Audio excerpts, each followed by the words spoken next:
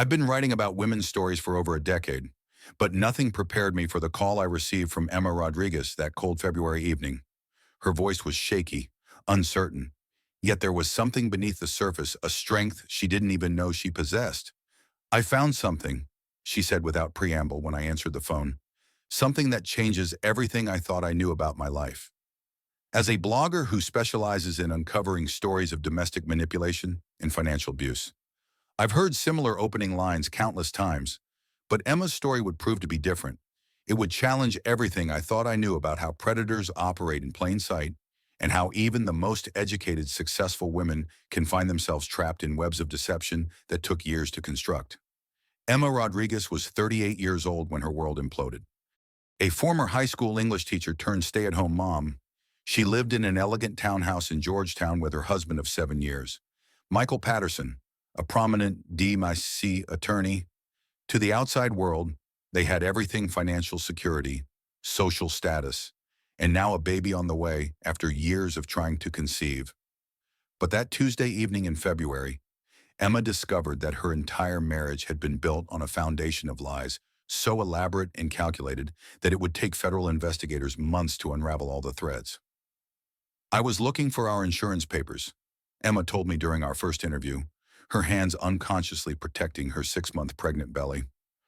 Michael had been acting strange lately, secretive phone calls, working late more often, that kind of thing. I thought maybe he was planning a surprise for the baby. Instead, Emma found a manila folder hidden behind their financial documents, containing papers that made her blood run cold. Divorce documents already prepared, with her signature forged in several places. But that wasn't the worst part. "There was a private investigator's report about me," she continued, her voice barely above a whisper. "Pages and pages of information about my family, my background, things I'd never told Michael, and at the very end, there was a note in his handwriting that said, 'Confirmed subject is Elena Vasquez's daughter. Proceed with phase 3. Emma had never heard the name Elena Vasquez in her life. The confrontation that followed would become the catalyst for one of the most complex family reunification cases I've ever documented, involving organized crime, decades-old murders, and a fortune that multiple parties were willing to kill for. That evening, Michael took Emma to Le Bernardin, one of their favorite restaurants, ostensibly to celebrate her second trimester milestone. Instead, it became the stage for Emma's awakening to the reality of her situation. "I waited until after we ordered," Emma recalled. "I put the papers on the table and asked him to explain what I was looking at. Michael's response was chilling in its calculated coldness. According to Emma, he didn't deny the documents or attempt to explain them away. Instead, he methodically laid out what he presented as her options. He told me I could sign the divorce papers willingly and accept a modest settlement, or I could fight him and discover just how expensive divorce proceedings could become," Emma said. "Then he said something that still gives me nightmares. Pregnancy can be very stressful. Emma, sometimes it causes women to have episodes that make them unfit mothers." The threat was clear.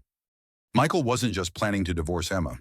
He was planning to have her declared mentally incompetent so he could gain custody of their child and control over any assets she might inherit. But Michael had made one crucial mistake in his 7-year campaign of manipulation. He had underestimated the strength that lay dormant beneath Emma's compliant exterior. "I looked at this man I'd loved and trusted for years," Emma told me, "and suddenly I could see him clearly for the first time. The way he always corrected me in public, the way he handled all our finances without my input, the way he made me feel grateful for his attention rather than deserving of his respect. I realized I'd been living with a stranger who had been studying me like a lab specimen. What happened next would set in motion a chain of events that would ultimately expose a criminal conspiracy spanning 3 decades and multiple states." Emma didn't sign the papers. Instead, she did something that surprised even herself. She started asking questions. "I asked him about Elena Vasquez," she said. "I asked him how he knew about my family when I'd never mentioned that name. I asked him why he needed a private investigator to learn about his own wife's background." Michael's composure finally cracked. According to Emma, his face went white, and for the first time in their marriage, she saw something that looked like fear in his eyes. "He grabbed my wrist so hard it left bruises," Emma said, unconsciously rubbing the spot where the marks had faded months ago. "He told me there were things about my family that I didn't understand, things that were better left buried. He said if I knew what was good for me and our baby, I'd sign the papers and disappear quietly. But Emma had spent 7 years learning to read Michael's tells, his manipulations, his carefully constructed persona.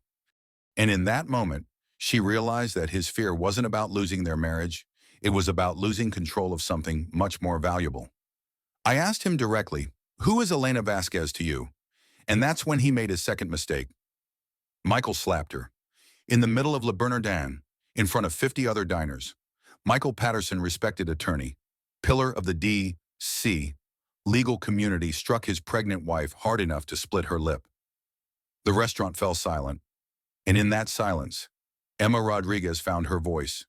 "I looked around at all those faces staring at us," she told me, "and I realized that this was my moment. I could accept this treatment and spend the rest of my life wondering what might have been, or I could fight back and discover what I was really capable of." What she discovered would change not only her own life, but the lives of countless other women who had been trapped in similar situations of systematic manipulation and control. The aftermath of that public humiliation became the beginning of Emma's transformation from victim to survivor to advocate. But more importantly, it became the first step in solving a mystery that had haunted two families for over 20 years. Because Elena Vasquez wasn't just a random name in a private investigator's report. She was Emma's mother, a woman who had died under suspicious circumstances when Emma was 17, taking with her secrets that powerful people had spent decades trying to bury. And Emma's journey to uncover those secrets would reveal not only the truth about her mother's death, but also the existence of a family she never knew. She had a family that had been searching for her for 20 years. 3 days after the confrontation at Le Bernardin, Emma was sitting in her empty Georgetown townhouse, staring at divorce papers she refused to sign, when her doorbell rang. She almost didn't answer it. Michael's attorney had been calling constantly, and she wasn't ready to deal with legal threats while she was still processing the emotional devastation of learning her entire marriage had been a lie. But something made her look through the peephole, and what she saw changed everything again. Standing on her doorstep was a man in his early 40s with dark hair, kind eyes, and a face that looked strangely familiar.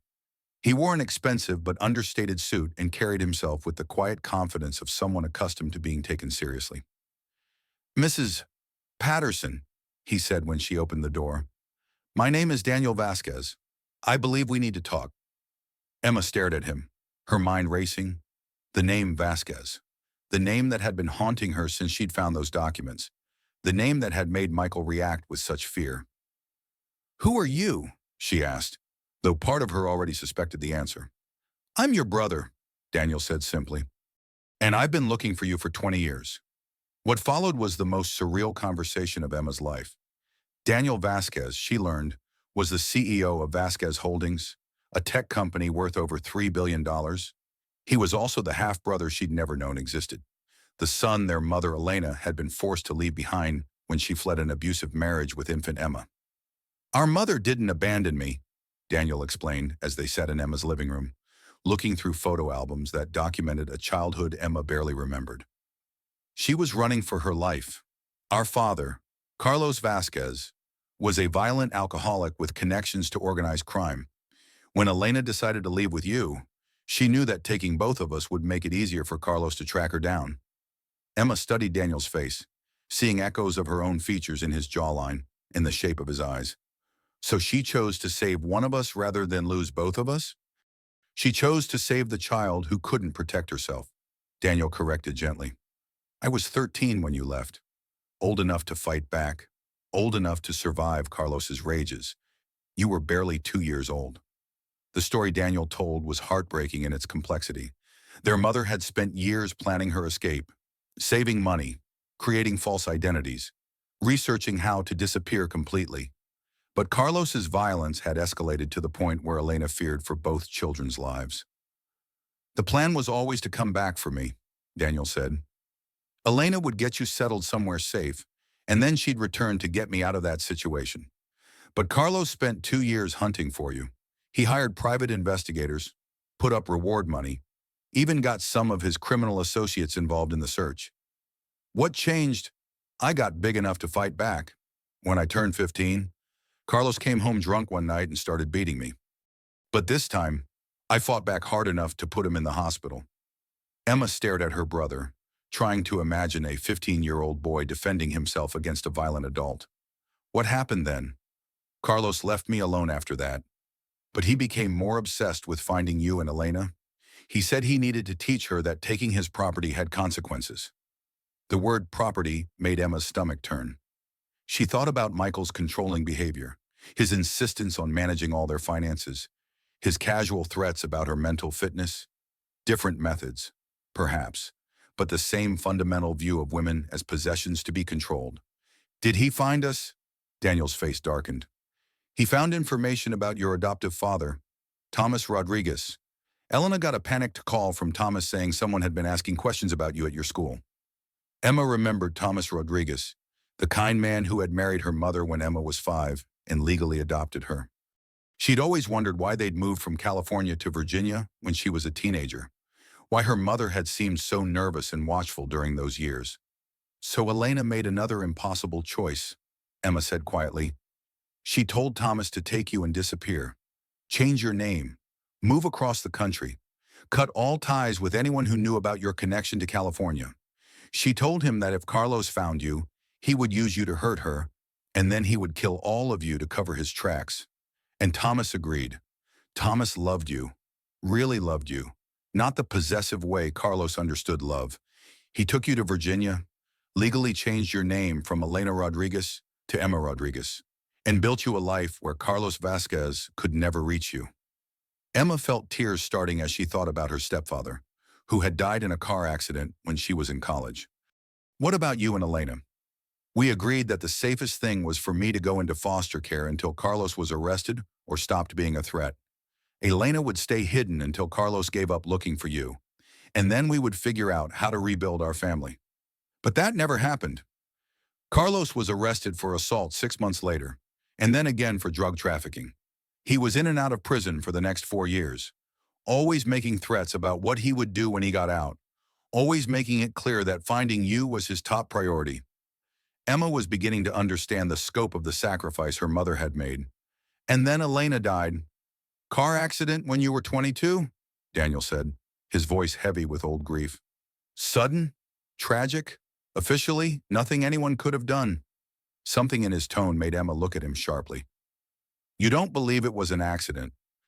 I think Elena was exhausted from 6 years of hiding, 6 years of looking over her shoulder, 6 years of being separated from both her children.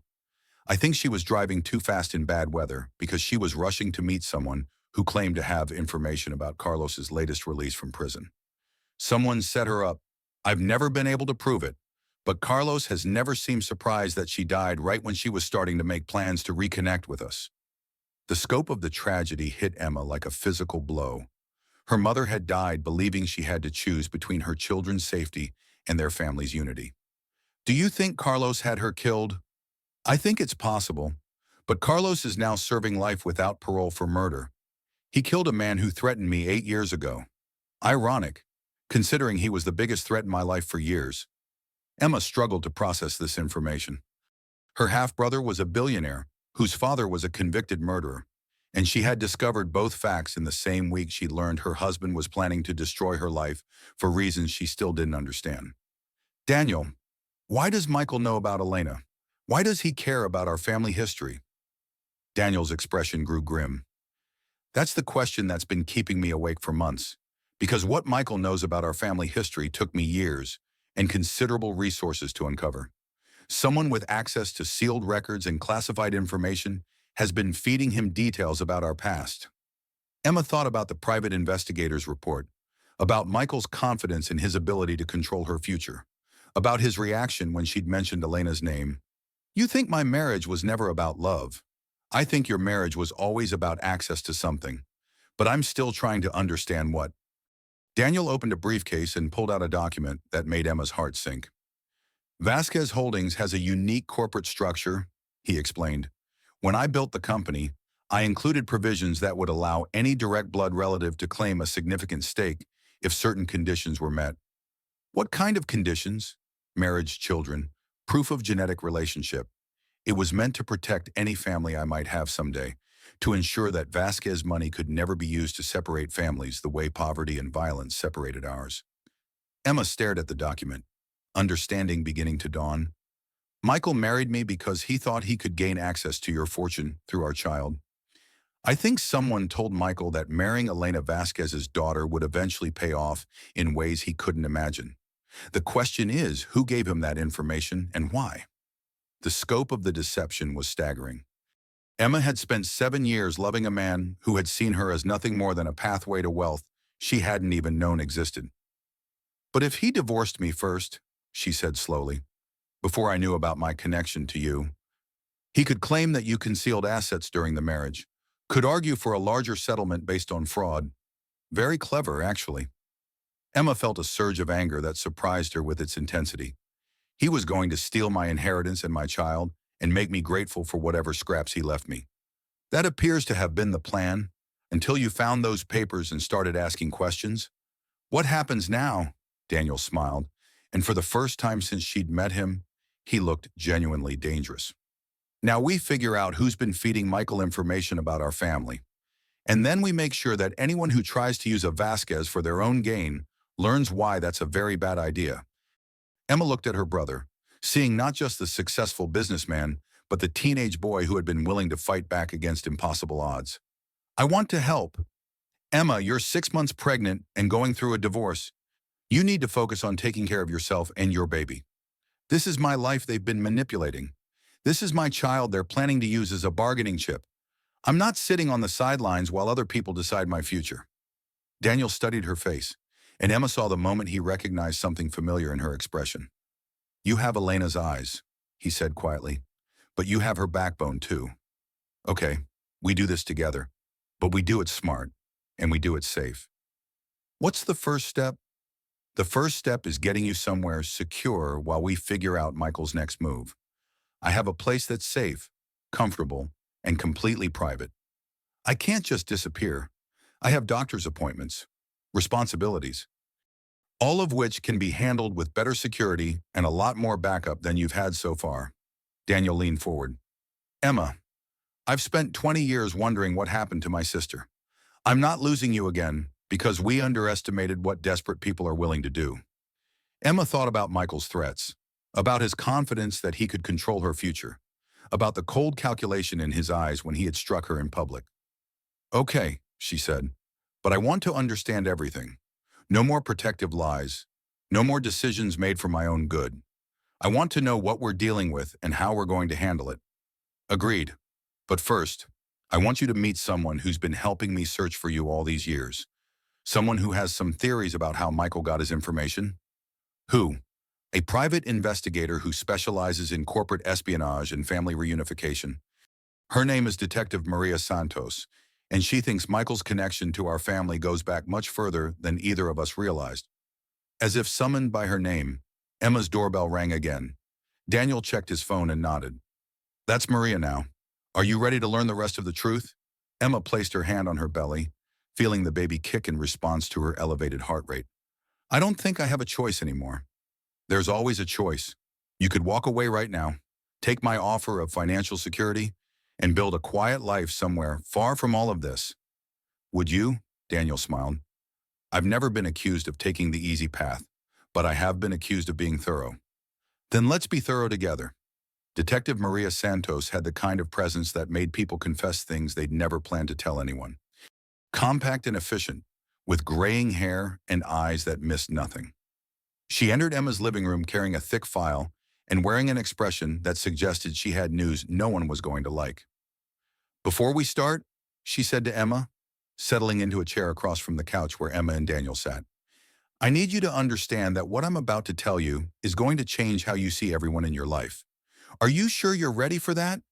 Emma looked between Maria and Daniel, noting the tension in her brother's shoulders. I don't think I have a choice anymore. There's always a choice. You could walk away right now, take Daniel's offer of financial security, and build a quiet life somewhere far from all of this. Lots of people would consider that the smart move. Would you? Maria smiled, but it didn't reach her eyes.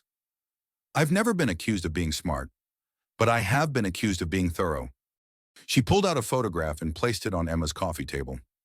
Do you recognize this man? Emma looked at the picture and felt her world shift again. That's Thomas, my stepfather. Taken 6 weeks ago outside Michael's law firm. The implications hit Emma like ice water. Thomas has been talking to Michael. More than talking. According to my sources, Thomas Rodriguez has been providing Michael with detailed information about your family background for over 3 years. Emma stared at the photograph, trying to reconcile the man who had raised her with the betrayal it represented. That's impossible.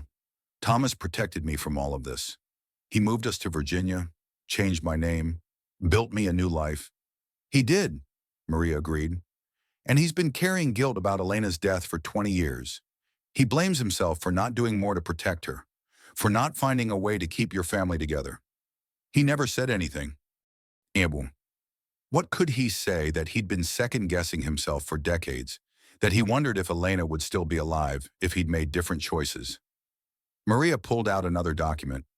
3 years ago, someone approached Thomas with an interesting proposition. Michael, Emma said. Actually, no. Someone claiming to represent Michael's interests, but working for a third party. They told Thomas that they had located Daniel Vasquez and were working on a family reunion. They said they needed background information about Elena and Emma to facilitate the process safely. Daniel's expression darkened, and Thomas believed them. Thomas wanted to believe them.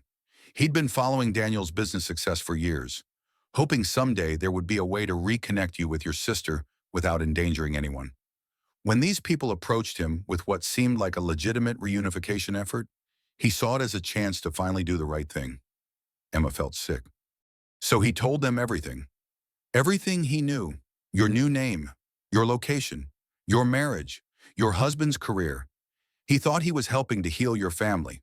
Instead, he was giving Michael ammunition to destroy it, Daniel said grimly. It gets worse, Maria continued. Because once Thomas started talking, these people kept coming back with more questions. About Elena's last days, about Carlos Vasquez's threats, about the specific circumstances of Elena's death. Why would they care about that? Maria exchanged a look with Daniel. Because Carlos Vasquez didn't stop being dangerous when he went to prison. He's been running a criminal organization from inside, and his sons from previous relationships have been very interested in making sure no one challenges their claim to be his only heirs. Emma felt the baby kick as her heart rate spiked. His sons. Carlos had 3 sons before he met your mother.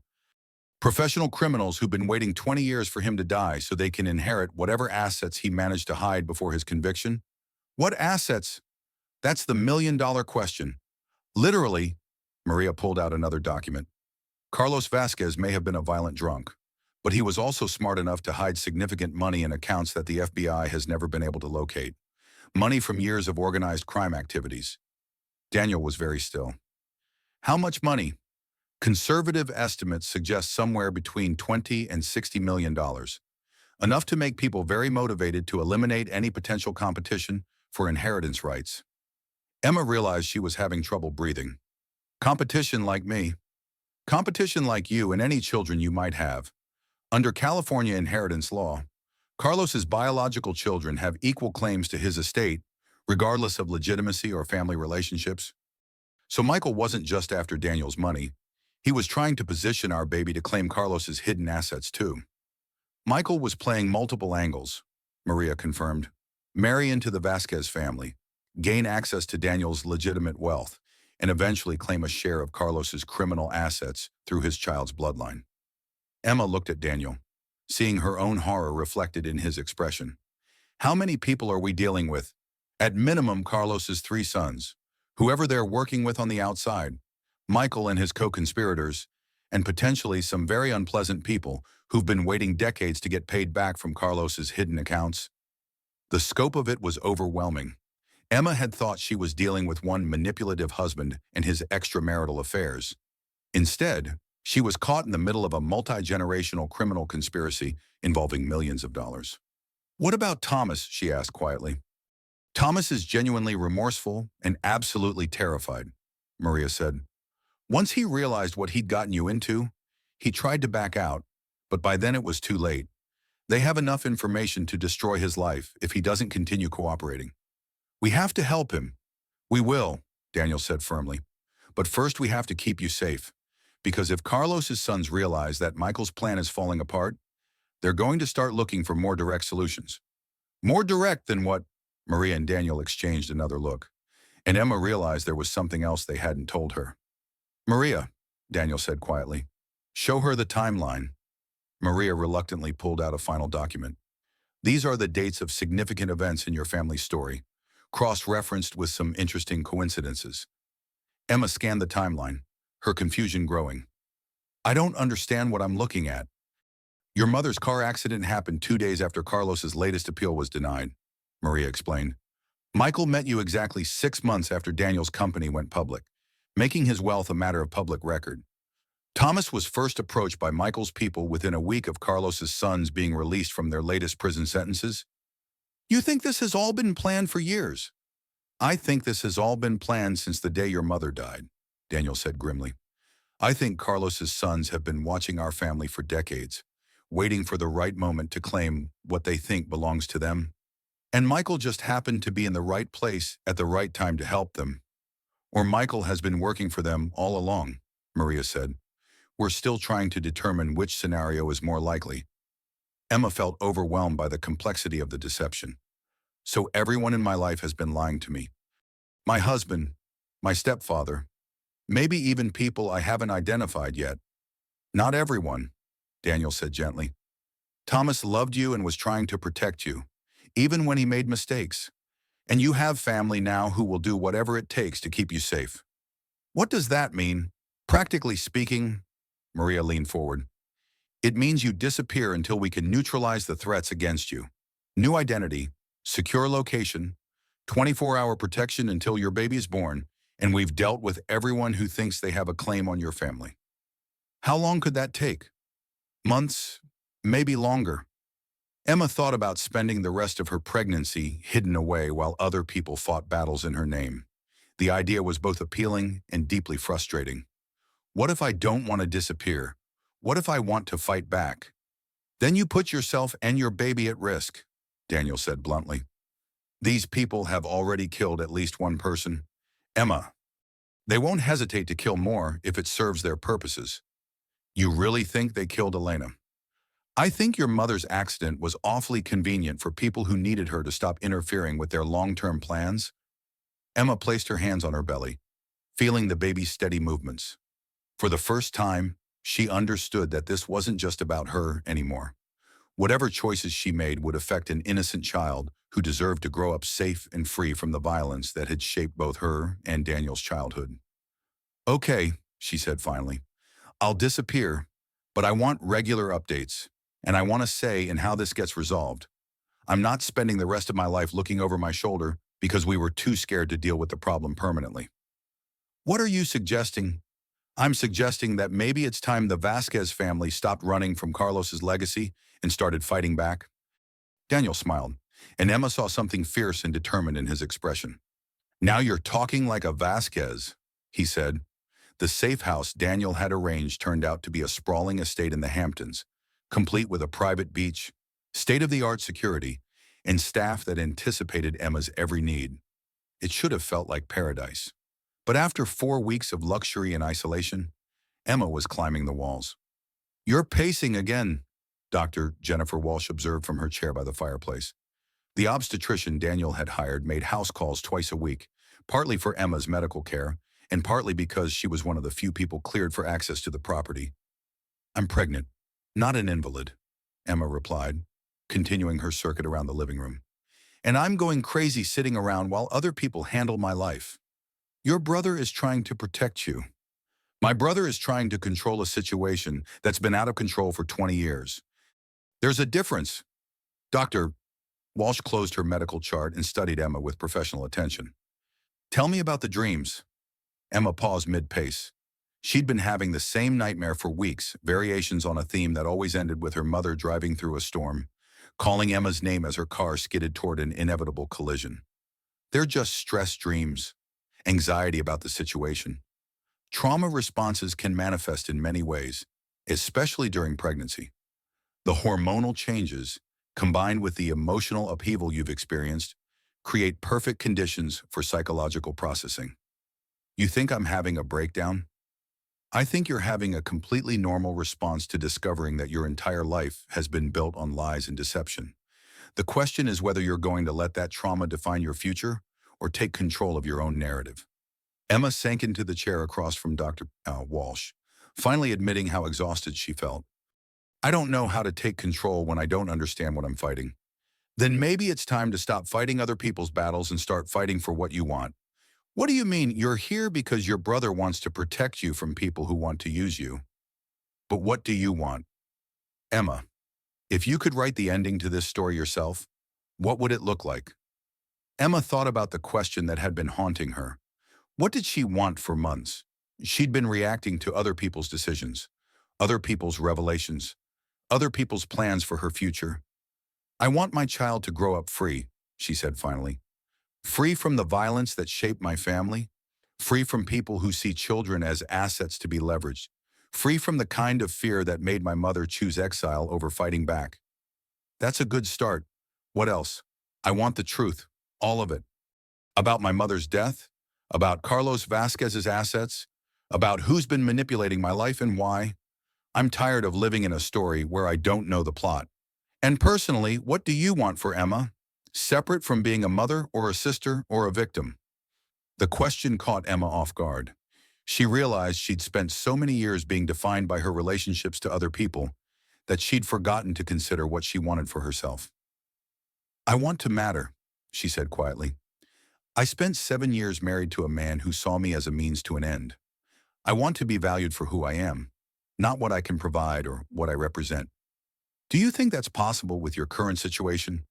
Emma looked around the beautiful prison Daniel had created for her, thinking about the bodyguards outside and the surveillance system monitoring every entrance. Not if I stay hidden forever. Not if I let other people make all the decisions about my safety and my future. Dr. Walsh nodded. What would taking control look like? Practically speaking, I don't know. I don't have the resources or knowledge to fight people like Carlos's sons on my own. But you have a brother who does have those resources. The question is whether you want to be a partner in that fight or a bystander to it. Before Emma could answer, her phone buzzed with a call from Daniel. She'd been expecting his daily check-in, but his voice sounded strained in a way that immediately put her on alert. Emma, we need to talk. Can Dr. Walsh stay for this conversation? Of course. What's wrong? Maria got some new information about Michael's activities. We know why he's been so confident about controlling your divorce settlement. Emma put the call on speaker so Dr. Walsh could hear. Tell me. Michael has been building a case to have you declared mentally incompetent. He's been documenting what he calls emotional instability, paranoid behavior, and delusional thinking. He's planning to argue that your pregnancy, combined with the stress of learning about your family connection to me, has triggered a psychological break that makes you unfit to make decisions about your own life or your child's future. The words hit Emma like physical blows. He can't do that. He can if he has enough evidence. And according to Maria's sources, he's been very methodical about creating that evidence. Dr. Walsh leaned forward. What kind of evidence? Medical records showing Emma's anxiety and depression during pregnancy, documentation of her accusations about his affairs, which he's characterizing as paranoid jealousy, witness statements about her emotional outbursts, including the restaurant incident. Emma felt sick. He's going to use my reaction to being slapped as proof that I'm unstable. It gets worse. He's also planning to argue that your connection to me represents a dangerous influence, given our family history of violence and criminal activity. He wants to paint your relationship with me as evidence of poor judgment that could endanger your child. This is insane. This is very clever, Dr. Walsh said grimly. Pregnancy-related mental health issues are real and well documented. If Michael can convince a judge that Emma is experiencing postpartum psychosis or severe depression, he could potentially gain full custody and control over all financial decisions. Emma realized she was shaking. How long do we have? Michael filed preliminary paperwork yesterday. You have 30 days to respond before he can request an emergency custody hearing. Can we fight it? We can, but it's going to require you to be visible and active in your own defense. No more hiding. No more letting other people handle your legal affairs. You'll need to demonstrate competency, stability, and good judgment in front of multiple professionals and possibly a judge. Emma thought about the safe house, about the luxury and isolation that had felt like protection, but might now look like avoidance of responsibility. Daniel, I need to come back to the city. Absolutely not. It's not safe. It's not safe for me to look like I'm hiding from my problems either.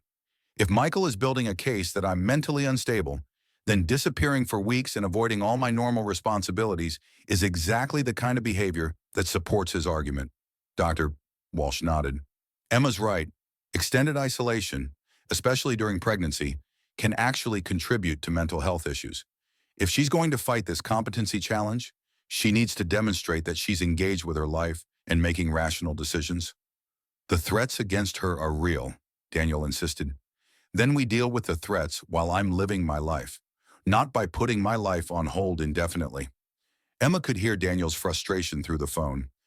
Emma, you don't understand how dangerous these people are. And you don't understand how dangerous it is for a woman to let other people make all her decisions for her, even people who love her. The line was quiet for several moments. When Daniel spoke again, his voice was thoughtful rather than argumentative. What are you proposing? I'm proposing that we stop playing defense and start playing offense. Michael thinks he can use my family history against me. But what if we use it for me instead? How? What if we take control of the narrative? What if instead of hiding from the Vasquez legacy, we embrace it and use it to expose everyone who's been trying to exploit it? Dr. Walsh looked intrigued. Go on. Daniel, you've spent 20 years building a business empire based on the idea that anyone can overcome their circumstances. I've spent my whole life not knowing I had circumstances to overcome. What if we tell that story publicly? You want to go public with all of this. I want to take away Michael's ability to control the narrative about my mental state and judgment, instead of letting him paint me as an unstable woman who can't handle the truth about her family. What if I tell the story of a woman who discovered she had a brother and chose to fight for her family instead of running from it? Daniel was quiet for a long moment. That's incredibly risky. Emma, once this story is public, there's no taking it back. Once Michael files his competency case, there's no taking it back anyway. At least this way, I get to tell my own story instead of having it told for me. What about the threats? What about Carlos's sons and the people who've been manipulating your life? What about them? They've been operating in shadows for 20 years, counting on secrecy and fear to give them power. What happens to that power when everything is public? When the FBI and the media and the entire world are watching to see what happens to the Vasquez family? Dr. Walsh smiled. That's not the reasoning of an unstable woman. That's the reasoning of someone who understands exactly what she's up against and has chosen to fight back strategically. Daniel, I need to come home. I need to be part of this fight, not a bystander to it. And I need to do it in a way that demonstrates competency and good judgment, not fear and avoidance. The line was quiet for so long that Emma wondered if the call had dropped. When Daniel finally spoke, his voice carried a note she'd never heard before pride. Okay, sister, let's go to war. Emma's return to Dewey felt like stepping into a different world, one where her name had acquired weight and meaning she was still learning to understand. The Georgetown townhouse she'd shared with Michael had been transformed by a team of security experts into what Daniel cheerfully called a fortress with good Wi-Fi, complete with reinforced doors, surveillance systems, and panic rooms disguised as walk-in closets.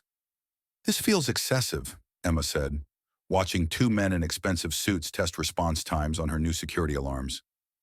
This feels necessary, Daniel replied, reviewing a tablet full of monitoring data. Maria's intelligence suggests that Carlos's sons are getting impatient with Michael's slow-burn approach. They're pushing for more direct action. Meaning what? Meaning they think it might be easier to eliminate the competition than to outmaneuver it legally. Emma placed her hand on her belly, feeling the baby's reassuring movements. At 7.5 months pregnant, she felt like she was carrying a basketball, but Dr. Walsh insisted that both she and the baby were thriving despite the stress. Have you heard from Michael? Every day, he's been calling, texting, having flowers delivered, playing the part of the concerned husband whose pregnant wife is being influenced by dangerous people. And his legal case, Daniel's expression darkened. Stronger than we'd like. He's got statements from your former colleagues questioning your judgment, medical records documenting anxiety and mood changes, even testimony from neighbors who've noticed changes in your behavior. What kind of changes?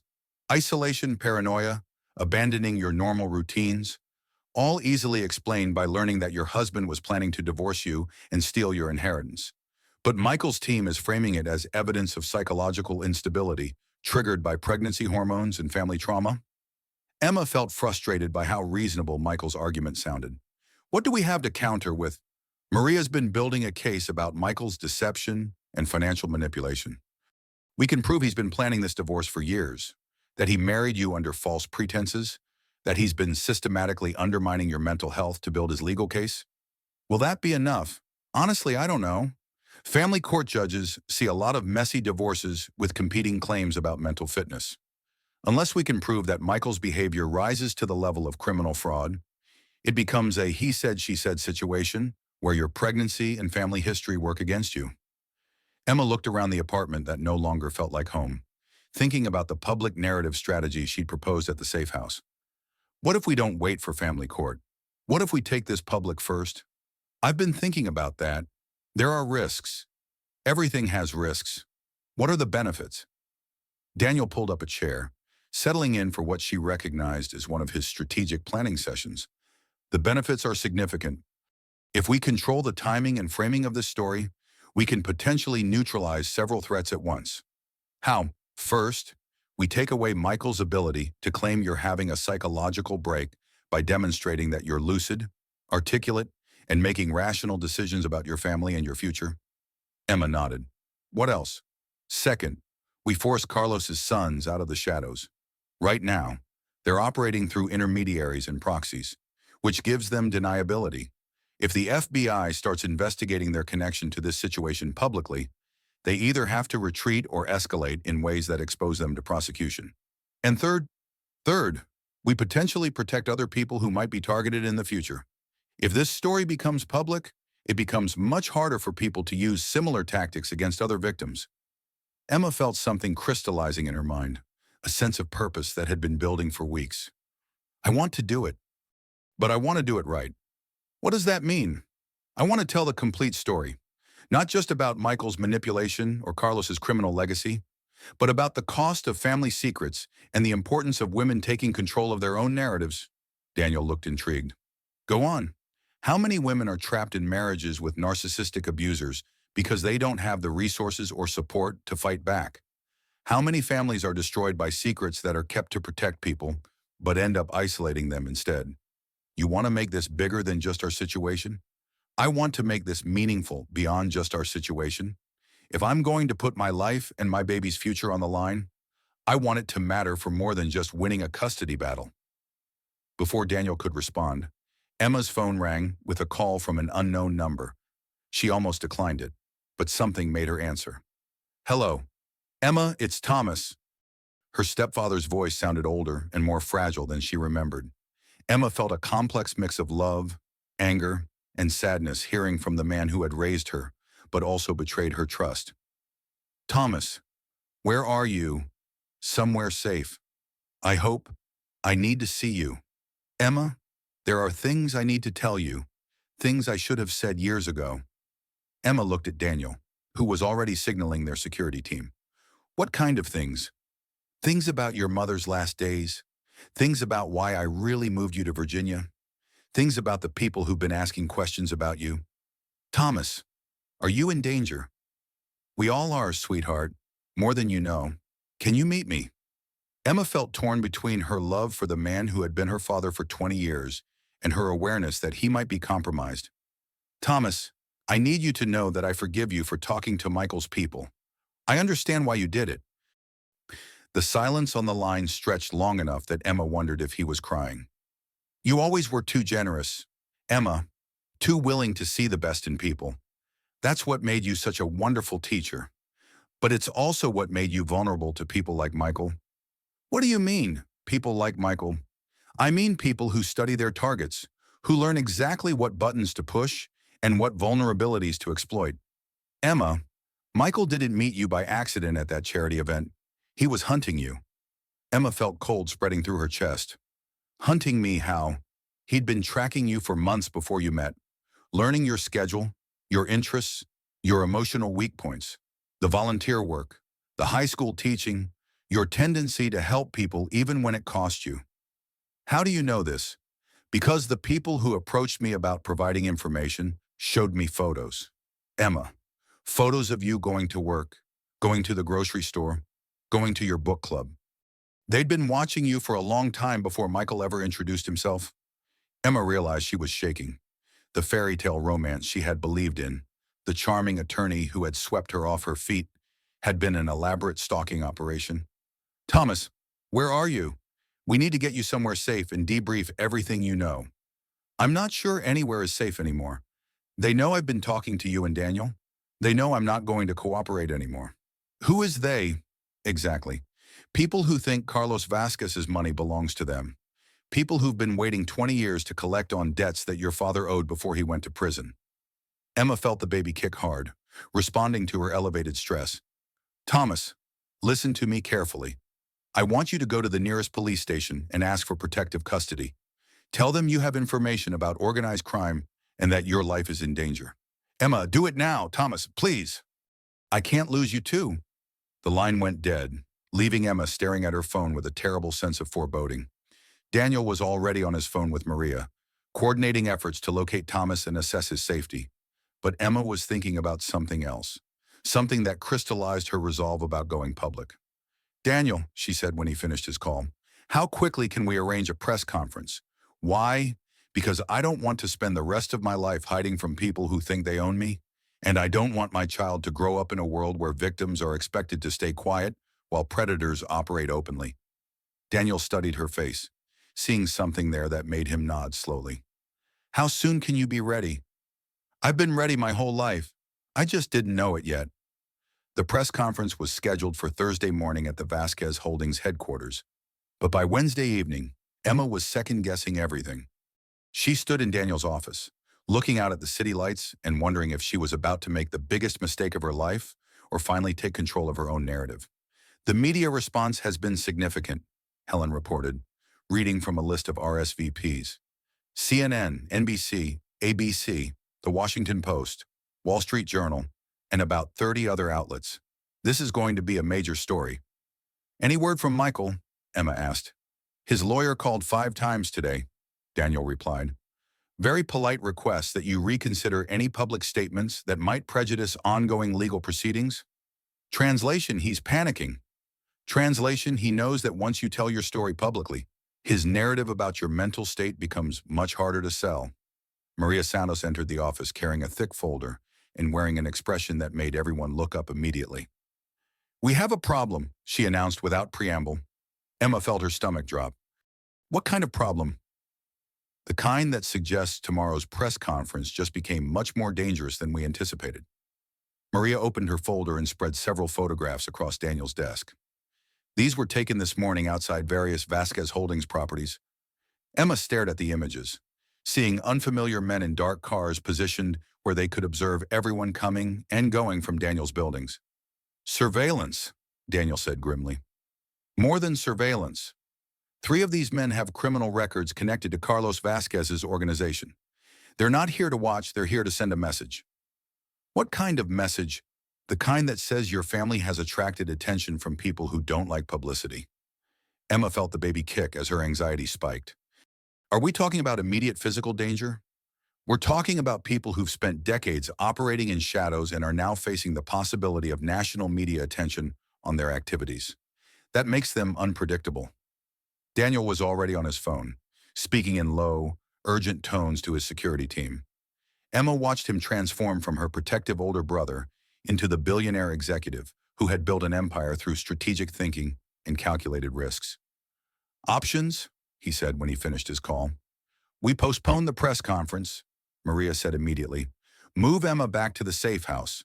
Wait for law enforcement to assess and neutralize the threats. Which could take weeks or months, Emma protested. Meanwhile, Michael proceeds with his competency case and potentially gains custody of my baby.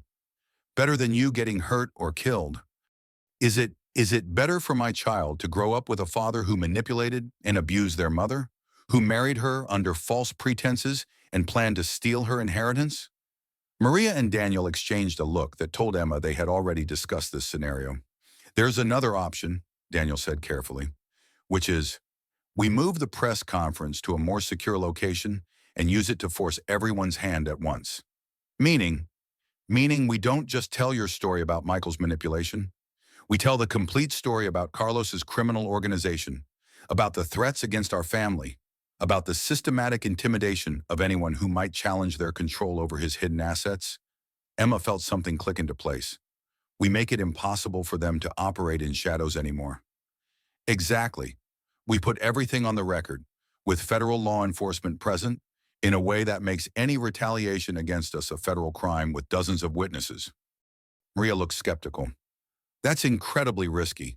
You're essentially declaring war on people who've already demonstrated their willingness to kill. They declared war on us 20 years ago, Daniel replied. We're just finally fighting back. Emma thought about her mother, dying alone in a car accident that might not have been an accident. She thought about Thomas, somewhere in hiding because he had tried to help her. She thought about the baby growing inside her, who deserved to inherit a legacy of strength rather than fear. I want to do it, she said firmly, but I want guarantees about law enforcement presence and witness protection for Thomas and anyone else who's been caught up in this. Already arranged, Daniel said. Maria has been coordinating with FBI agents who've been investigating Carlos's organization for years. They're very interested in finally having cooperative witnesses. What about Michael? Michael becomes a footnote in a much bigger story.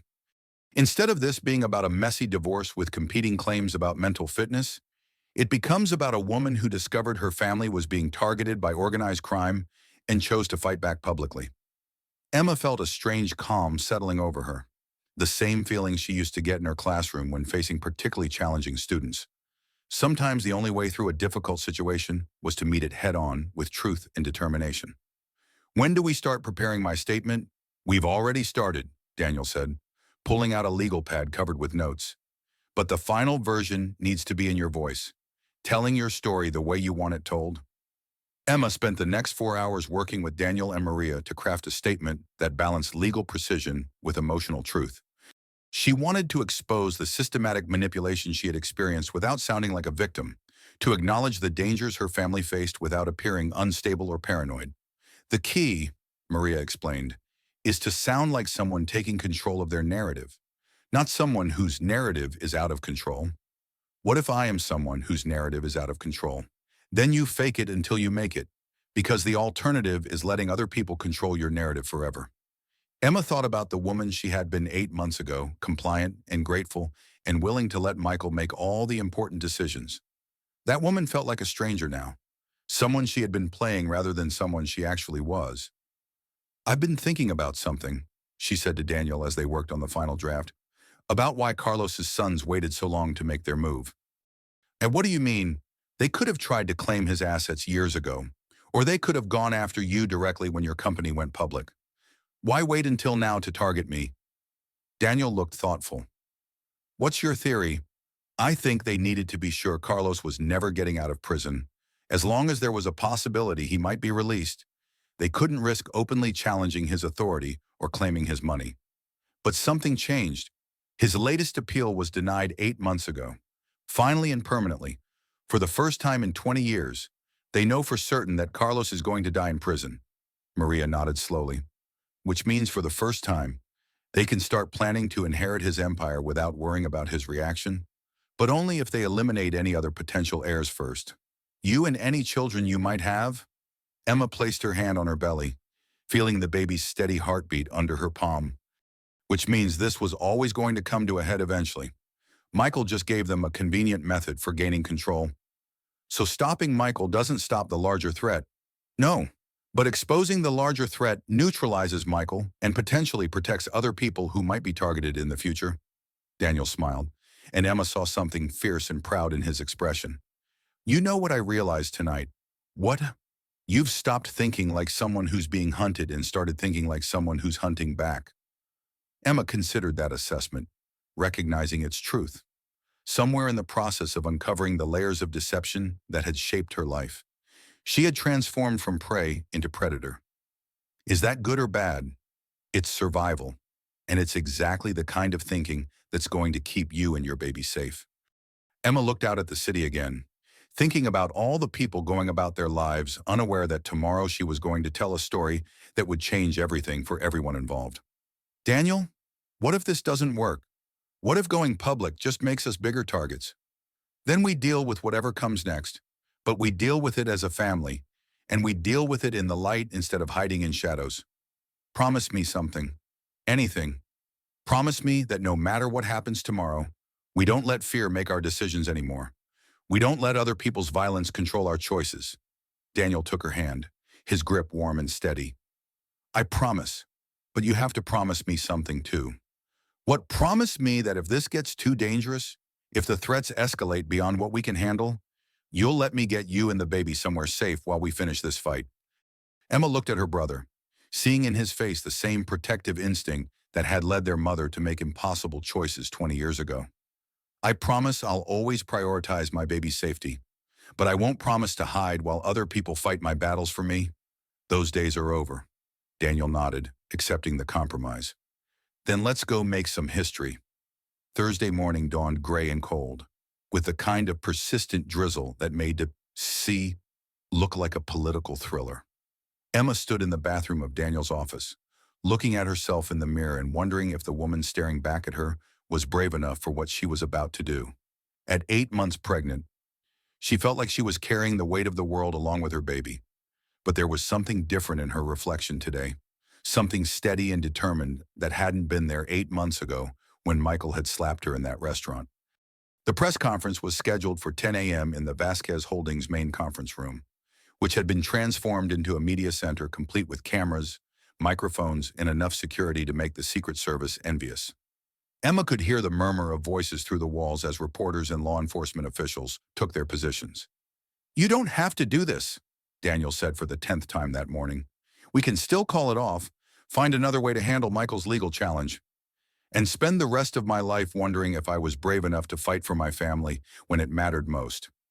Emma shook her head. No, I'm done letting other people make decisions about my future. Maria Santos appeared in the doorway, carrying a tablet and wearing the kind of expression that suggested she had news that would complicate everything. We just got word from the FBI, she said without preamble. Carlos's sons made contact this morning. They want to negotiate. Emma felt her heart rate spike. Negotiate what? They're offering to leave you alone permanently in exchange for a public statement that you renounce any claim to Carlos Vasquez's assets and agree never to pursue information about your mother's death. Absolutely not, Daniel said immediately. It's not his decision, Emma replied, looking at Maria. What exactly are they offering? Complete withdrawal from any surveillance or intimidation activities. No interference with your divorce proceedings or custody arrangements. And a guarantee that your child will never be contacted or threatened by anyone connected to Carlos's organization. In exchange for giving up my right to know how my mother died and any potential inheritance from a man I've never met. Essentially, yes. Emma thought about the offer, recognizing both its appeal and its fundamental flaw. What happens if I take their deal and then someday decide I want to know the truth anyway? Then the deal is off and we're back to the current situation. So they want me to promise to never seek answers about my own family and to bind my unborn child to that same promise. That's how I read it. Emma felt a surge of anger that surprised her with its intensity. They want me to choose ignorance and fear, the same way my mother did. They want me to pass that legacy of secrets and silence on to my child. Daniel stepped closer. Emma, you need to consider this carefully. This offer represents safety for you and your baby. This offer represents exactly the kind of thinking that got our family into this mess in the first place. How many generations of Vasquez children are going to sacrifice truth for the illusion of safety? Maria looked between Emma and Daniel, clearly seeing the tension building between them. There's something else, she said carefully. The FBI thinks this offer indicates that Carlos's sons are more worried about public exposure than we realized. They wouldn't be negotiating if they thought they could handle the consequences of this story going public. Meaning we have more leverage than we thought. The threats against you are real, but so is their fear of federal investigation. Emma made her decision with the same clarity that had been guiding her for weeks. I'm not taking their deal. I'm not trading my right to the truth for their promise to stop terrorizing my family. And I'm not teaching my child that the way to handle bullies is to give them whatever they want. Emma, Daniel started. No, I've listened to everyone's advice. I've considered all the risks, and I've made my choice. We're doing this press conference, and we're telling the complete truth about everything. Before anyone could argue further, there was a knock on the door. Helen appeared, looking slightly flustered. Ms. Rodriguez, there's someone here to see you. He says he's your stepfather. Emma's heart leaped. Thomas, is he safe? He's with FBI escorts, but he's asking to speak with you privately before the press conference begins. Emma looked at Daniel, who nodded reluctantly. 5 minutes. Then we need to start. Thomas Rodriguez looked older than Emma remembered, with new lines around his eyes and a fragility that spoke to the stress he had been under. But when he saw her, his face lit up with the same gentle smile that had comforted her through childhood nightmares and teenage heartbreaks. Emma, sweetheart, you look beautiful. She hugged him carefully, mindful of her belly between them. Thomas, I was so worried. Are you okay? I'm safe now, thanks to your brother's security team. But I needed to see you before you do this thing. Needed to tell you some things that might change how you want to handle the situation. What kind of things? Thomas pulled out a manila envelope, thick with documents and photographs. Things I should have told you years ago, but I was too scared and too ashamed to share. Emma opened the envelope and found herself looking at photographs of her mother she had never seen before. Elena Vasquez as a young woman, laughing and confident, standing next to a man Emma didn't recognize. Who is this? That's your mother with Detective James Morrison, the police officer who was investigating Carlos's criminal activities when she met him. He was the one who helped her plan your escape from California. Emma stared at the photograph, seeing something in her mother's expression that she had never seen in the few pictures she had from her childhood. Mom looks happy. She was happy. For the first time in years, she had hoped that Carlos could be stopped legally, that she could get both her children to safety without having to sacrifice one to save the other. What happened? Detective Morrison was killed in what was officially ruled a robbery gone wrong. Shot 3 times outside his apartment, wallet missing, case closed. But Elena never believed it was random.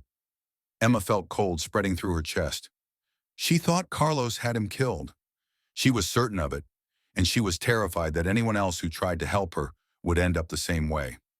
Thomas pulled out another document, this one bearing official letterhead from the California State Police. This is Detective Morrison's final report on Carlos's organization. He was planning to present it to a federal grand jury the week he died. Emma scanned the document, seeing references to money laundering, drug trafficking, and a network of criminal associates that extended far beyond anything she had imagined. Thomas, why are you showing me this now?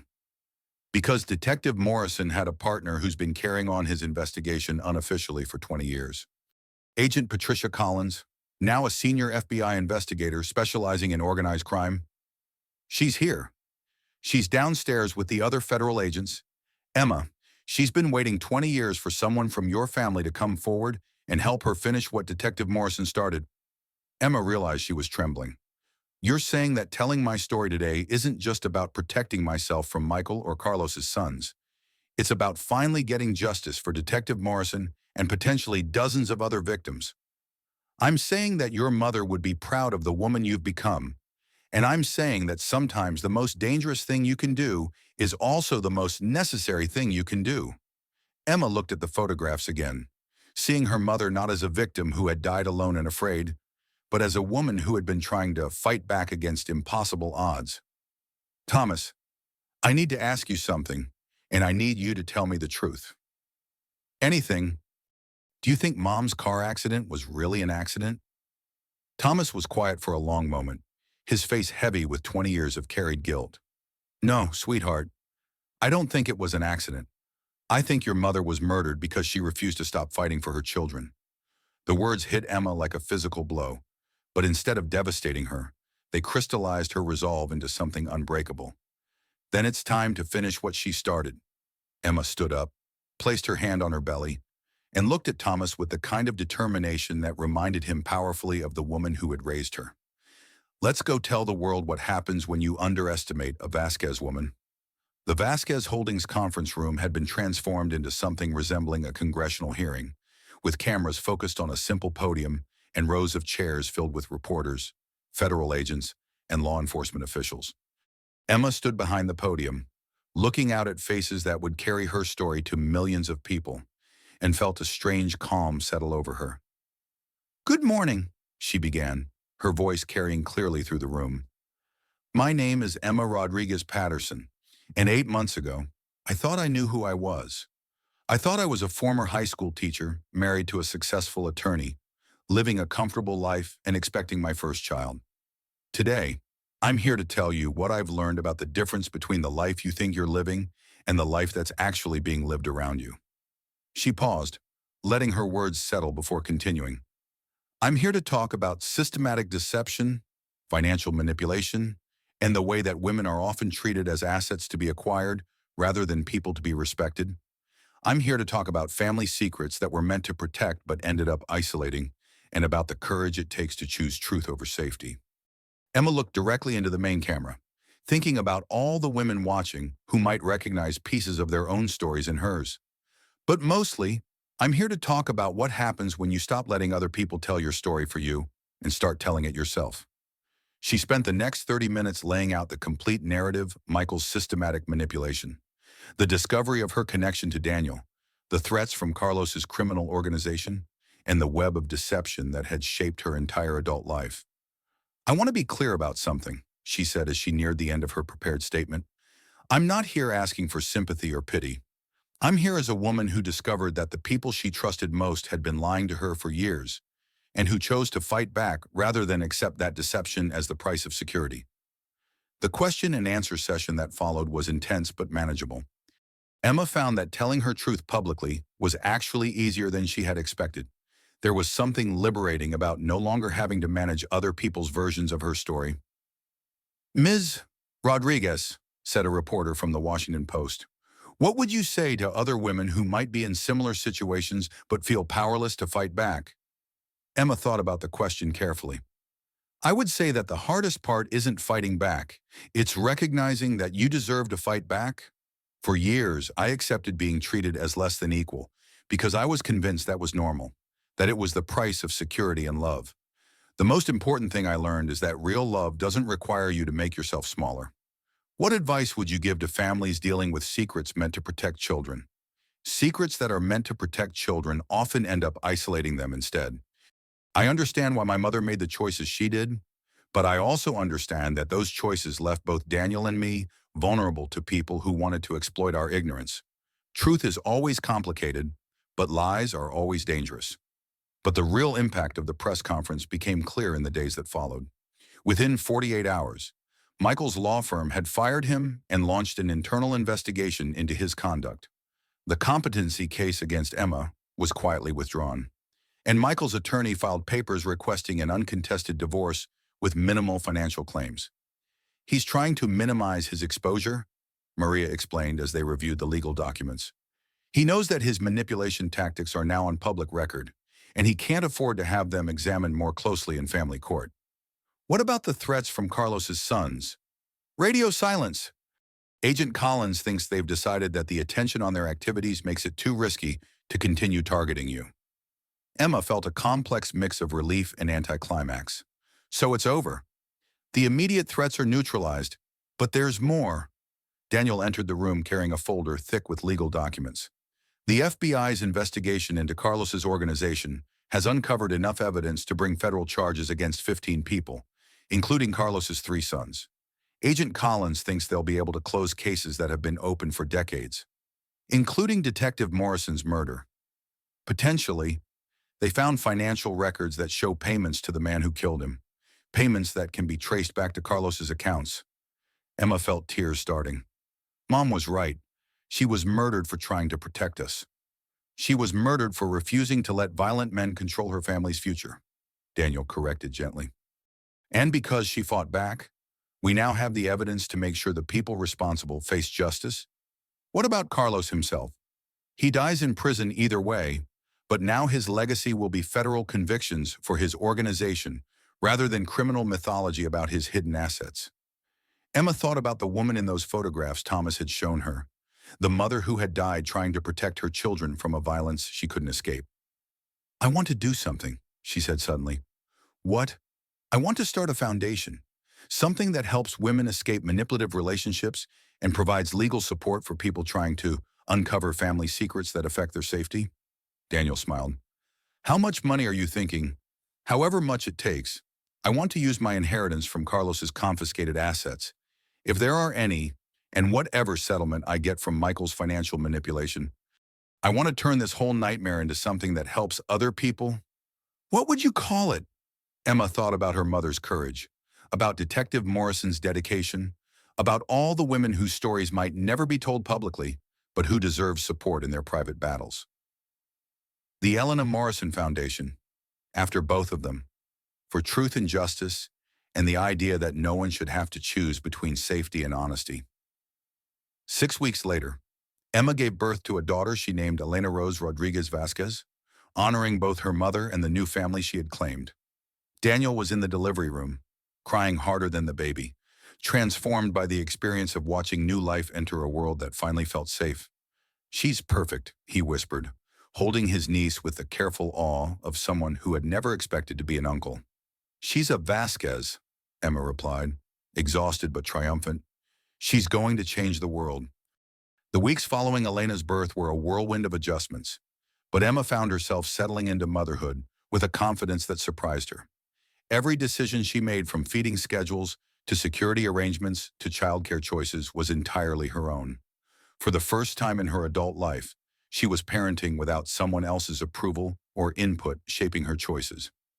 "It's remarkable," Dr. Walsh observed during one of her follow-up visits, "how different you seem as a mother compared to how you were as a wife." "What do you mean?" "When I first met you, you were constantly looking for external validation, constantly questioning your own instincts. Now you're making decisions with absolute certainty about what's best for your daughter." Emma thought about that observation as she nursed Elena in the early morning hours, watching the sunrise paint their apartment in soft gold light. It was true, she had never felt more sure of herself than she did in these quiet moments with her daughter. The legal aftermath of the press conference continued to unfold in ways that exceeded even Daniel's expectations. Michael's case had completely collapsed, resulting in an uncontested divorce where Emma retained all marital assets and gained sole custody of Elena. But more importantly, the federal investigation had uncovered a network of financial crimes that reached far beyond their family's situation. "The ripple effects are incredible," Maria explained during one of their regular security briefings. "Carlos's organization was involved in everything from money laundering to human trafficking. Your decision to go public didn't just protect your family, it potentially saved dozens of other victims." 3 months after Elena's birth, Emma made a decision that surprised everyone, including herself. She announced that she wanted to return to teaching. "Teaching?" Daniel asked, clearly concerned. "Emma, you don't need to work. You have more money than you could spend in several lifetimes." "This isn't about money," Emma replied, bouncing Elena gently as she explained her reasoning. "It's about purpose. I was a good teacher. Daniel, I helped kids learn to think critically, to question what they were told, to find their own voices. That feels more important now than ever. But the security concerns can be managed. I'm not going to let fear dictate my choices anymore. Remember, we agreed on that." Emma had been thinking about returning to education ever since the Foundation's first meeting. Listening to those women tell their stories had reminded her how much she had loved helping people discover their own strength and potential. "I want to teach high school English," she continued. "I want to teach young women and young men how to recognize manipulation, how to trust their own judgment, how to tell their own stories." The idea had been percolating for weeks. Emma had realized that while the Foundation could help women who had already escaped abusive situations, education could potentially prevent those situations from developing in the first place. "What about Elena?" Daniel asked. "Elena will grow up seeing her mother as someone who chose purpose over safety, who used her education and experiences to help other people. I think that's a better legacy than hiding away, because we're afraid of what might happen." Daniel studied his sister's face, seeing the same determination that had driven her to go public with their story. "You've really thought this through." "I've had a lot of time to think, and I keep coming back to the same conclusion. The best way to honor Mom's memory isn't to hide from the world she died trying to protect us from. It's to change that world so other families don't have to make the choices she made. The process of returning to teaching proved more complex than Emma had anticipated. Her story was now public record, and school administrators were understandably concerned about potential security issues and media attention. But Emma was persistent. She met with school boards, submitted to extensive background checks, and worked with security consultants to develop protocols that would protect both her and her students. "I'm not asking to return as if nothing happened," she told the principal of Arlington Preparatory Academy during her final interview. "I'm asking to return because of what happened. I have something to teach these kids about critical thinking, about recognizing manipulation, about the importance of questioning authority, including me." The principal, Dr. Sarah Kim, was a woman in her 50s who had spent her career advocating for student empowerment. "What would you want to teach them specifically? Media literacy? How to recognize bias and manipulation in everything from advertising to political speeches to personal relationships. How to research claims independently. How to trust their own judgment while remaining open to new information." "And you think your personal experience qualifies you to teach these subjects?" Emma smiled. "I think my personal experience of being systematically deceived by someone I trusted completely gives me unique insight into how intelligent people can be manipulated. And I think my experience of fighting back and reclaiming my own narrative might inspire students who are facing their own challenges." Dr. Kim hired her on the spot. The foundation's first meeting took place in the Vasquez Holdings conference room, where Emma had told her story to the world. 30 women attended, all survivors of various forms of domestic manipulation, all working to rebuild their lives with truth instead of secrets. "I used to think that family was something that happened to you," Emma told the group as little Elena slept peacefully in her carrier. "But I've learned that real family is something you choose, something you build, something you fight for. And sometimes the family you choose is stronger than the family you're born into." The women in the room nodded, recognizing their own journeys in her words. "We're here because we refuse to let other people's definitions of love and family limit our understanding of what's possible. We're here because we chose truth over comfort, justice over security, and our own voices over other people's narratives." Emma looked around the room at women of all ages and backgrounds, united by their shared experience of reclaiming their lives from people who had tried to control them. "The most important thing I've learned," she continued, "is that healing happens in community. We don't recover from trauma in isolation, and we don't build new lives by pretending the past didn't happen. We heal by telling our stories, by supporting each other's journeys, and by refusing to let anyone convince us that we deserve less than complete honesty in our relationships."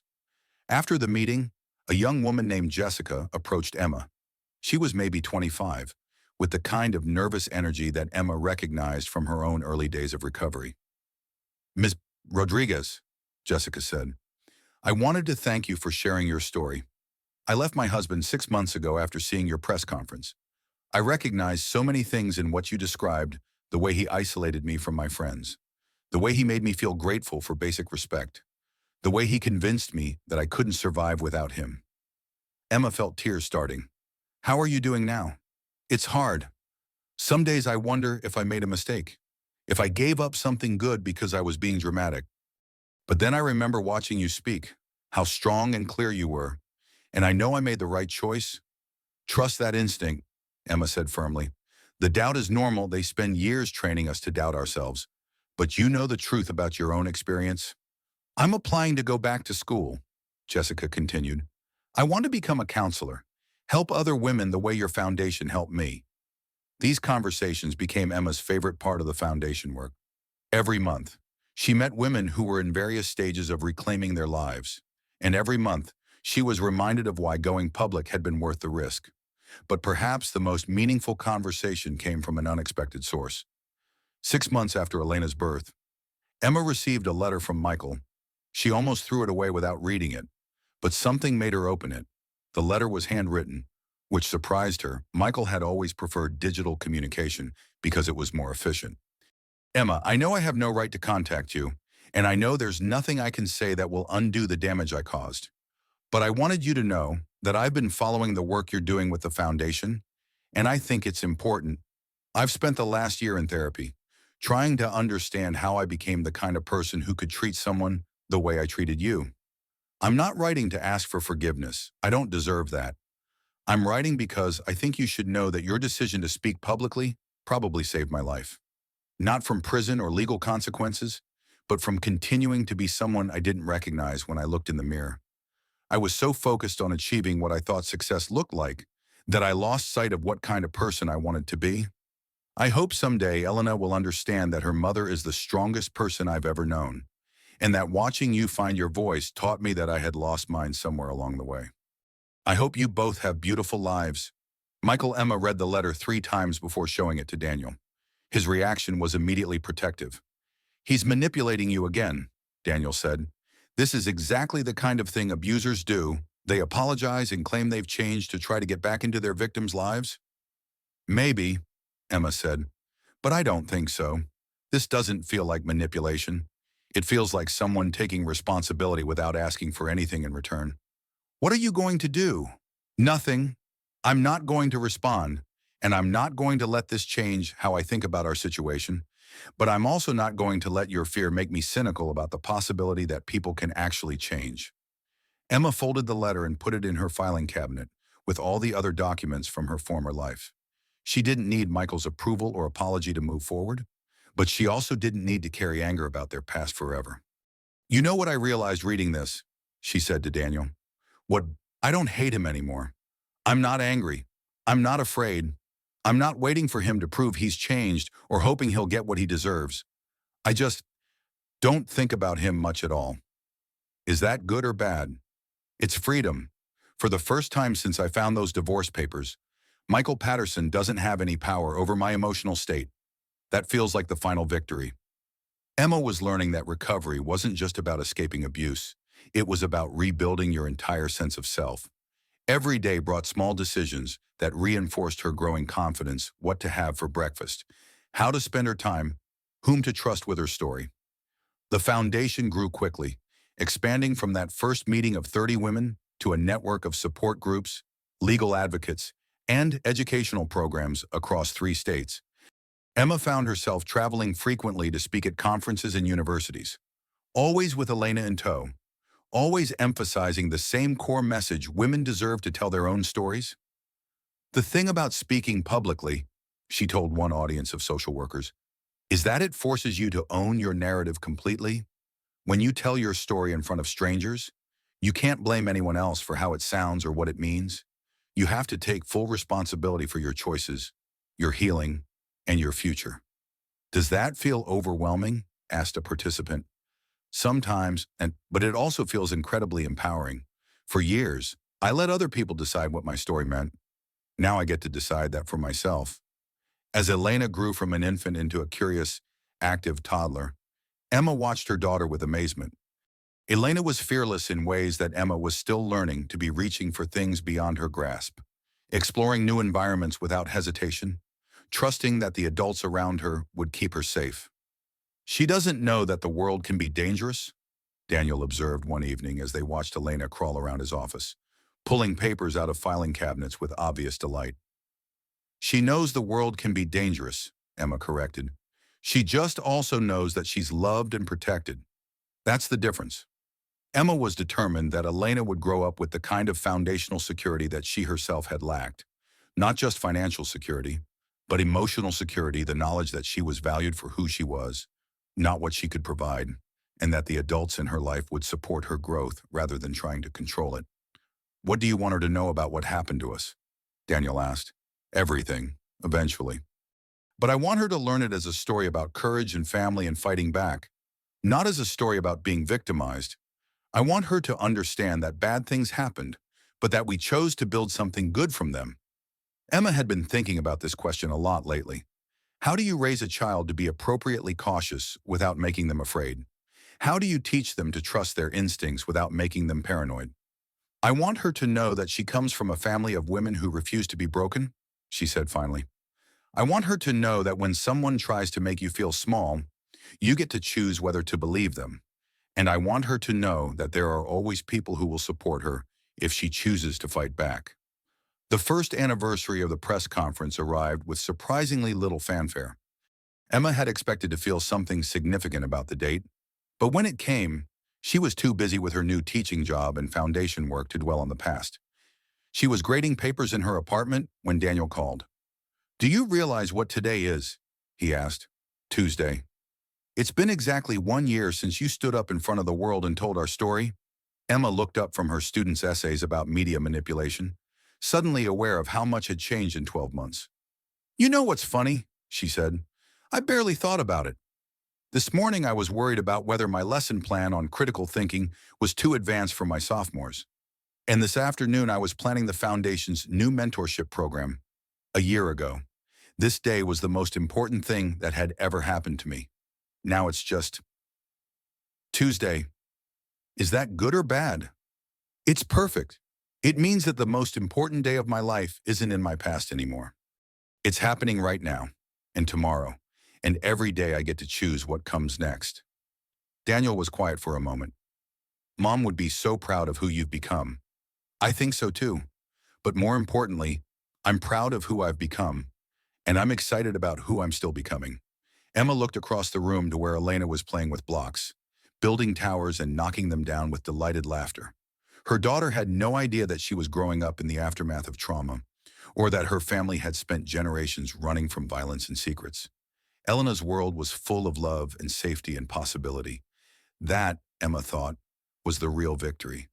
Not the press conference or the legal settlements or the foundation's success, but the fact that her daughter would grow up believing that she deserved to take up space in the world, that her voice mattered, that love was something that made you stronger rather than smaller. Emma Rodriguez Patterson Vasquez had found her voice, and now she was teaching others to find theirs. Some days through the foundation, some days through her teaching, and every day through the example she was setting for her daughter. The story wasn't over, it was just beginning. Emma looked around the room at faces that reflected every kind of courage: women who had left abusive marriages, mothers who had fought for their children, sisters who had chosen each other over birth families that couldn't accept their choices. "The most important thing I've learned," she continued, "is that healing happens in community. We don't recover from trauma in isolation, and we don't build new lives by pretending the past didn't happen. We heal by telling our stories, by supporting each other's journeys, and by refusing to let anyone convince us that we deserve less than complete honesty in our relationships." After the meeting, Emma stood in Daniel's office, looking out at the city that had become home in ways she was still discovering. Little Elena was growing quickly, already showing signs of the Vasquez green eyes and her mother's determined chin. "Any regrets?" Daniel asked, joining her at the window. "About which part? About going public? About taking the risks? About choosing truth over safety?" Emma thought about the question seriously, considering everything that had changed since that night in the restaurant, when Michael had slapped her and Daniel had revealed himself as her brother. "I regret that it took me 38 years to understand that I had choices," she said finally. "I regret that Mom died thinking she had to protect us by staying separated. I regret that there are women out there right now living the life I was living 8 months ago, thinking they have to accept manipulation and control as the price of security." "But you don't regret the fight itself?" "No, the fight was the first honest thing that happened to me in years." Daniel nodded. "What's next?" Emma looked down at her sleeping daughter, thinking about the world she wanted Elena to inherit. "Next, we keep fighting. We keep telling the truth. We keep supporting women who are finding their voices, and we keep building the kind of family that Mom dreamed of but didn't live to see." Sounds like a plan. Sounds like a legacy. 1 year later, Emma stood in the same D.C. restaurant where her life had changed forever. But this time she was there for the Elena Morrison Foundation's first annual fundraising dinner. The private dining room was filled with supporters, survivors, and advocates who had helped build something meaningful from the wreckage of her former life. "It feels different being here," Daniel observed, joining her near the window where they could watch the early spring rain painting the city in soft gray tones. "Everything feels different," Emma replied, adjusting 10-month-old Elena on her hip. The baby was alert and curious, reaching for everything within her grasp with the kind of fearless determination that reminded Emma powerfully of her mother. "But good different. Honest different."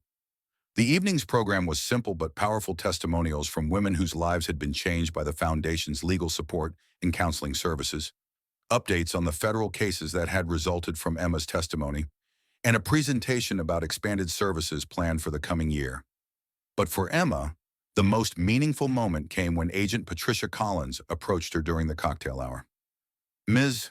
Rodriguez, I wanted to thank you personally," the FBI investigator said, her voice carrying the weight of 20 years of patient investigation. "Because of your courage in coming forward, we were finally able to close Detective Morrison's case. His family has been waiting decades for answers. Was it really Carlos who ordered his murder? We'll never be able to prove it directly, since Carlos refuses to cooperate with any investigations, but we have enough evidence to convict the people who carried out his orders, and we've traced financial transfers that connect the murder to Carlos's organization."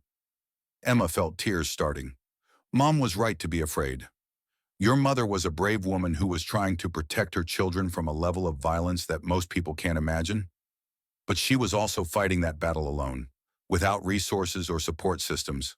Unlike me, unlike you, the difference between your story and your mother's story is that you had a brother who could provide security and resources. And you lived in a time when women's voices are more likely to be believed and supported. Emma thought about all the ways her story could have ended differently, all the points where fear might have won over courage if circumstances had been slightly different. "Do you think we've really stopped them, Carlos's sons and their organization? We've disrupted their operations significantly. All three of Carlos's sons are now serving federal sentences, and the remaining members of his organization have either been arrested or have fled to countries without extradition treaties." But Agent Collins smiled grimly. "But organized crime is like a hydra. Cut off one head, and two more appear somewhere else. The important thing is that we've sent a clear message that targeting families for financial gain will result in federal prosecution." Emma nodded, understanding that the victory was significant but not permanent. "What about Michael?" Michael served 14 months in minimum security for financial fraud. He lost his law license and most of his assets, but he survived. The question is what kind of man he'll be when he gets out. That's not my problem anymore. No, it's not. And that might be the most important victory of all. As the evening progressed, Emma found herself in conversations with women whose stories shared common threads with hers.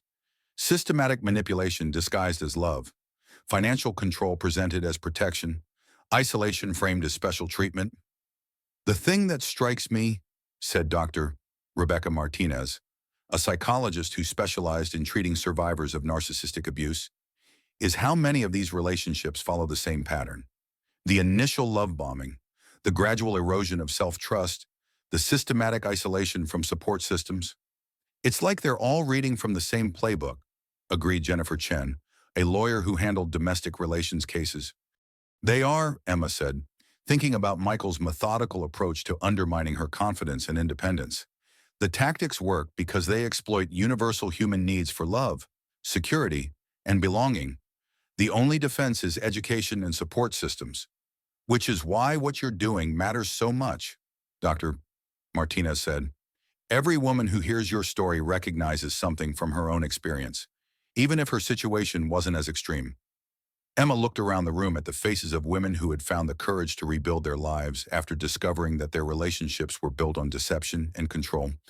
"I've been thinking about something," she said to the group, "about the difference between healing and justice." "What do you mean? I used to think that getting justice for what happened to me would automatically lead to healing. But I've learned that there's separate processes that support each other but don't depend on each other." "And how so?" "Justice happened when Michael was prosecuted and Carlos's organization was dismantled. But healing happened when I started telling my own story, when I stopped letting other people define my worth, when I chose to build something positive from a terrible experience." Dr. Martinez nodded thoughtfully. "Healing is an internal process that you control. Justice is an external process that depends on systems and other people's choices." "Exactly.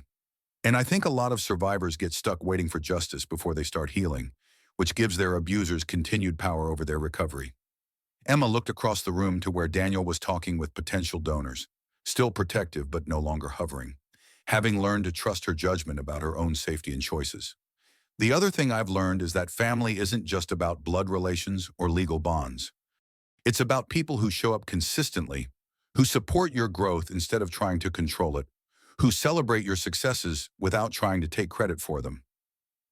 As the evening wound down, Emma found herself standing in the exact spot where Michael had slapped her 15 months earlier.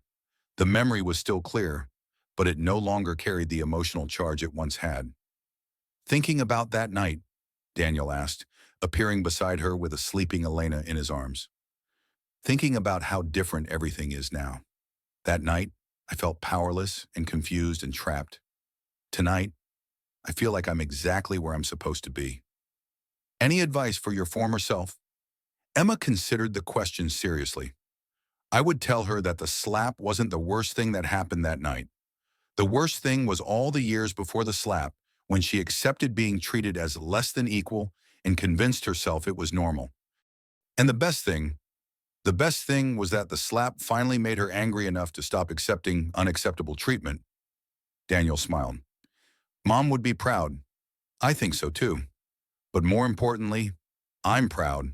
I'm proud that we chose truth over convenience, that we fought back instead of hiding, that we built something meaningful instead of just surviving. Emma took her sleeping daughter from Daniel's arms, marveling at how much love and hope could be contained in one small person. What do you want for her? Daniel asked, nodding toward Elena. I want her to grow up knowing her own worth. I want her to understand that love should make her feel stronger, not smaller. I want her to know that she has choices. Always, even when the choices are difficult. And if someday she faces the kind of manipulation you faced, then I want her to remember that her mother chose courage over comfort, that her uncle stood with her when it mattered, and that her family's legacy is fighting back against people who try to use love as a weapon. Emma looked around the restaurant one final time, seeing not the scene of her humiliation, but the birthplace of her transformation. I want her to know that sometimes the worst thing that happens to you becomes the doorway to the best thing that happens to you. And I want her to know that she comes from a long line of women who refused to be broken by the people who underestimated them. As they prepared to leave, Emma noticed that their waiter for the evening was the same young man who had served them the night everything changed. He approached their table with a warm smile. Miss Rodriguez, I just wanted to say that I followed your story in the news. And I want you to know that watching your courage that night inspired me to finally leave an abusive relationship I'd been trapped in for years. Emma felt tears starting. I'm so glad you're safe now. I am, and I'm applying to law school next fall. I want to help other people the way your foundation helped me find legal support. After he walked away, Daniel shook his head in amazement. You realize that your story has rippled out in ways you'll never fully know.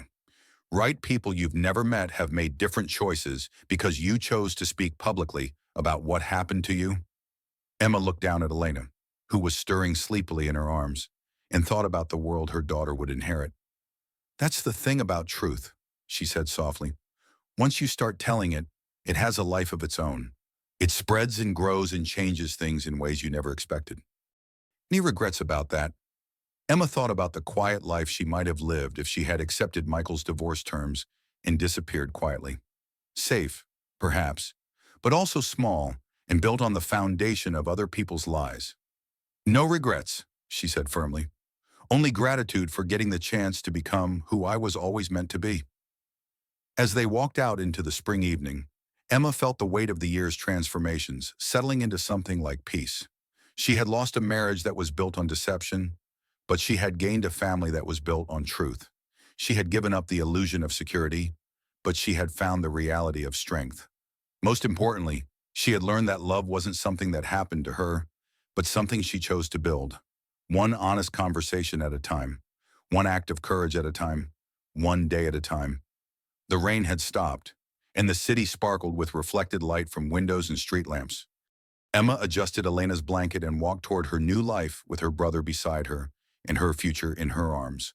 Behind them, the restaurant continued its evening service, serving new stories and new beginnings to people who had no idea that the woman walking away had learned to transform pain into purpose, betrayal into wisdom, and silence into a voice that would help other women find their own courage.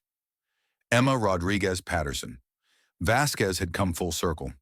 But the circle was wider now, stronger now, and built on the kind of truth that could withstand any storm.